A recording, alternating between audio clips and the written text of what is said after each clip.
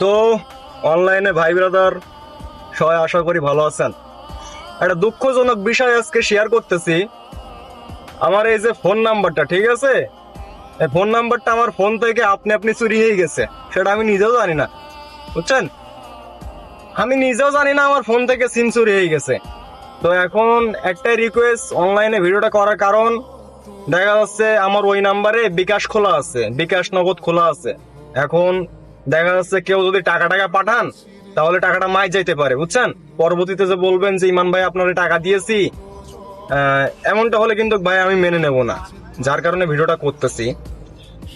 তো এখানে মূল কথা, আবার ওই নাম্বারটা আমার মানে সব জায়গায় দিয়া, অনলাইনে ভাই ব্রাদার বলেন, অফলাইনে ভাই ব্রাদার বলেন, অনেকের কাছে দেয়া আছে। এখন কথা এটাই যে আমার ওই সিমটা চুরি হয়ে গেছে।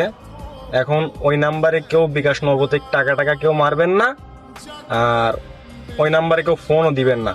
আর যদি ওই নাম্বারে ফোন দিলে ফোন ঢোকে তাহলে বলবেন যে ঘন্টায় শর্ট কত, মিনিটে শর্ট কত, শর্ট শর্ট, বুঝছেন, এই কথাটা বলবেন।